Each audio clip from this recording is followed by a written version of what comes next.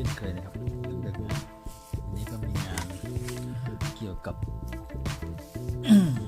นี่ก็เป็น iPad มินินี่ก็อาการเข้ามาก่อนโค้งมาเลย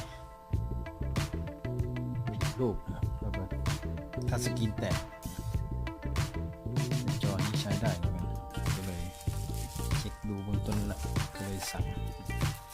อะไรมาเป็นทัชสกรีนพร้อมปุ่มนะครับเป็นเซตเลย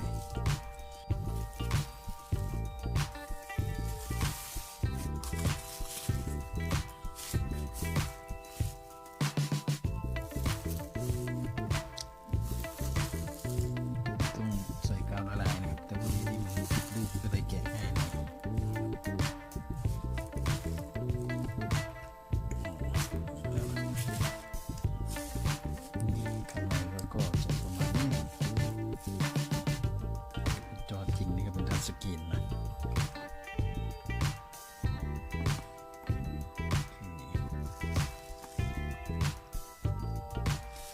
ก็จะน็อตแกะอะไรก็ยกมาได้แหละเพื่อจะทำการแกะแล้วนะครับก็จะมีแกะน็อตมีออกทั้ง4ด้านแล้วก็ขึ้นมาเป็นประมาณนี้มันก็อยู่ข้างในนี่ครับทีนี้เราก็จะเห็นหน้าตาของเจ้าเนี่ยหัวแผงตรงนี้นะครับนี่น่าจะผ่านการซ่อมมาแล้วดูปกติจะมีรอยน็อตตรงนี้ตัวหนึ่งหายไปแล้ว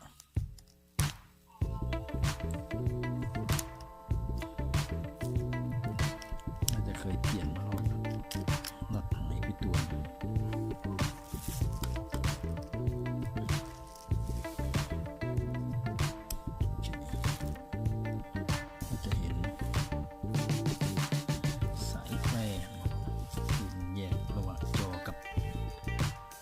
สกรีนครับก็จะมาแบบนี้เลยจอมันนี่เสียนะครับที่เราเปลี่ยนคือทัชสกรีนมาดูอยู่ไหนแกะ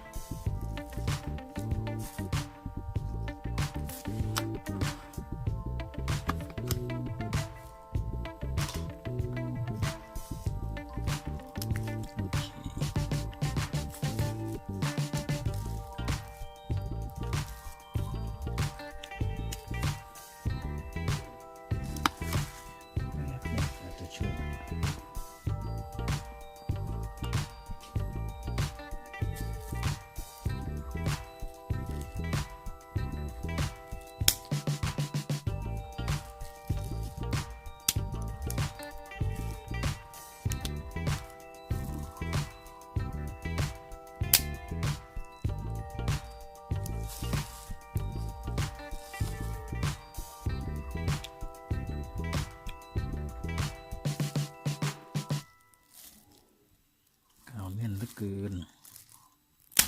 โอเคโอ้ยิงกาวแน่นลักษณะนี้ก็ออกเป็นที่เรียบร้อยนะครับก็ตัวใหม่ใส่ก่อนใส่นี่ก็ไล่กาวไล่อะไรมันดีเดี๋ยวผมประกอบกันค่อยมาดูกันต่อนะครับนี่นะครับหลังจากติดกาวอะไรก็จะประมาณนี้นะครับนี่ผมก็ดัด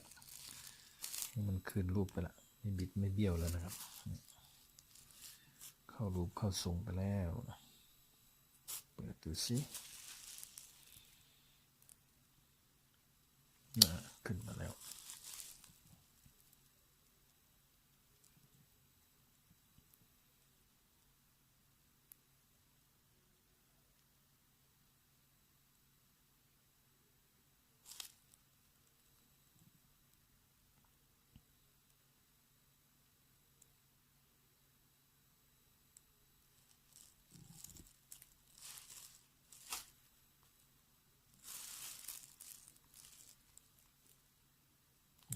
ขึ้นมาแล้วนะครับ ลองกล้องก่อนเลย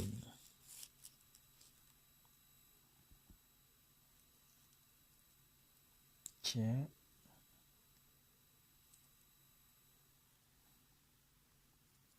โอเค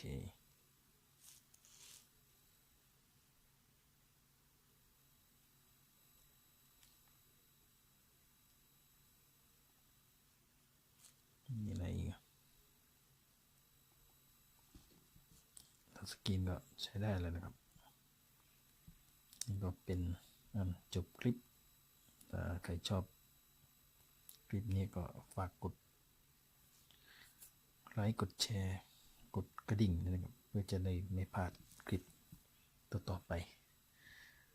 สำหรับคลิปนี้ก็ไม่มีอะไรขอบคุณครับสวัสดีครับ